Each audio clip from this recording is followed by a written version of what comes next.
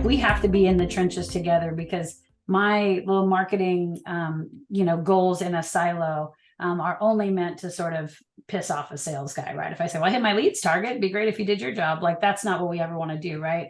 And so instead, what do you think? Like, I have some theories, but what do you think are those best, say, 3 to 5 shared sales and marketing metrics? As long as we are all marching towards those 3 to 5, then sales and marketing are all going to be aligned. We all have skin in the game. We all win together. We all lose together. What do you think those are? On my podcast, this is a question I ask almost everyone, right? Because it's a special place in my heart. So I'm going to go down to a second level of leading indicators to these metrics we've been talking about. Pipeline ownership. It's the number one thing that the head of marketing and head of sales should own as the shared goal, from my perspective. And I've got this from a lot of very successful SaaS CEOs out there. So it doesn't mean that you own the generation or capture of every dollar of pipeline, but you should say, we own this goal together. Now, Dave Kellogg, who for those people who know Dave Kellogg, he's a pretty big follow for a lot of marketing leaders out here in the industry. He believes that the CMO should be the quarterback, that she or he basically says, I own managing the pipeline. Now, that doesn't mean I own all of it. It means partners and channels owns part of it. SDR owns part of it. Sales owns part of it. But to me, pipeline's number one. And then my second belief is you should have a dashboard that every day the CRO and CMO should know, here was my pipeline yesterday. Here was the decreases in pipeline from closed won, from pushes, and from lost deals. And what was the increase in pipeline from new opportunities?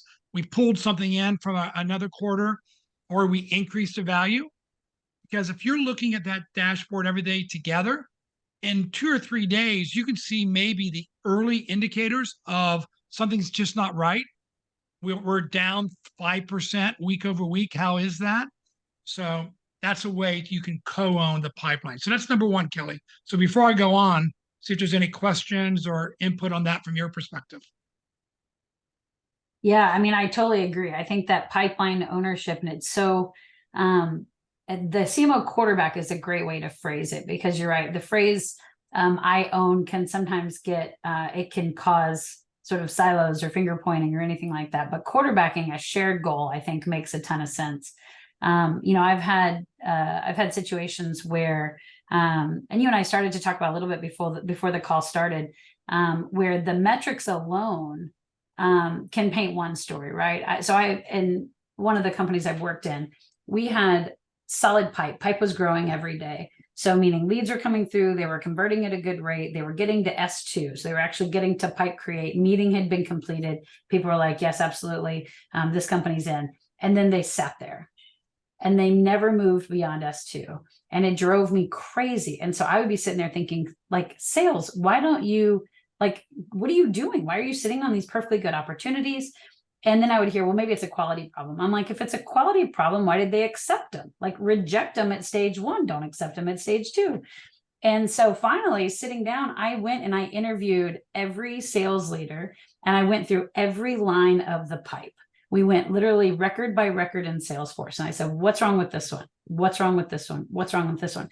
And the theme I extracted was, hey, these are all good quality leads, good quality opportunities. They have the right need state. We can solve their problem, all those things. The problem was the timing was off.